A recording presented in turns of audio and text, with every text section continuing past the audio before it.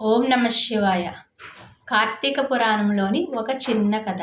పూర్వం దేవశర్మ అనే ఉత్తముడైన బ్రాహ్మణుడు ఉండేవాడు.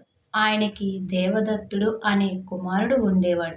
ఆ కుమారుడు కొంచెం పెద్దయ్యేసరికి దుష్ట సావాసాలవి చేసి చెడుగా మారిపోతుంటే తండ్రి బాధపడి కుమారుని ఒక మంచి సత్ప్రమంలో పెట్టాలని ఒకరోజు పిలిచి, నాయనా, నువ్వు అసలు మన ఆచార సంప్రదాయాలు ఏమీ పాటించట్లేదు.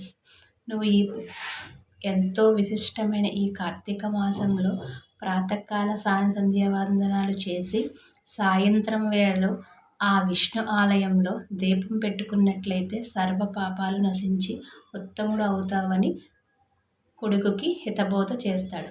కానీ అవేవి పట్టని ఆ కుమారుడు, ఏంటి ఆ శివకేశవులను పూజిస్తే ఉత్తములు అవుతారా, దీపం పెడితే మన పాపాలన్నీ పోతాయని హేళన చేస్తాడు. దాంతో ఆ తండ్రికి చాలా కోపం వచ్చి ఎలుకవైపో అని శాపం ఇస్తాడు. అప్పుడు కొడుకు భయపడి తండ్రి కాళ్ళ మీద పడి శాప విమోచనం చెప్పమంటాడు.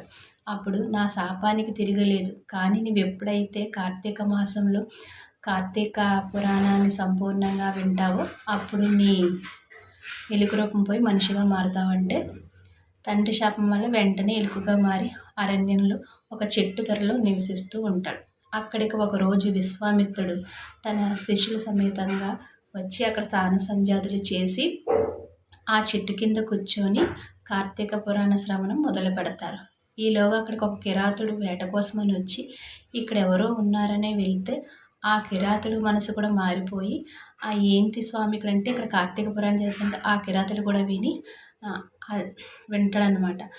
అక్కడే ఉన్న ఆ త్వరలో ఉన్న ఎలుక ఇక్కడేవో మూటలే ఉన్నాయి, ఎంతెంతగా ఉంటుందో వచ్చి ఆ ఎలుక కూడా సంపూర్ణంగా కార్తీక పురాణం ఉంటుంది.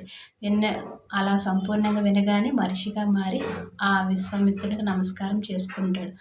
అప్పుడు జరిగినది చెప్తాడు, నమస్కరించి వెళ్ళిపోతాడు. ఆ కిరాతుడు కూడా అతను జన్మతః కిరాతుడైన ఆ కార్తీక పురాణ శ్రవణం వల్ల అతను కూడా చనిపోయాక ఉత్తమ గతులు పొందుతాడు. నా వీడియో మీకు నచ్చినట్లయితే లైక్ చేయండి, షేర్ చేయండి. ఓం నమ శివాయ.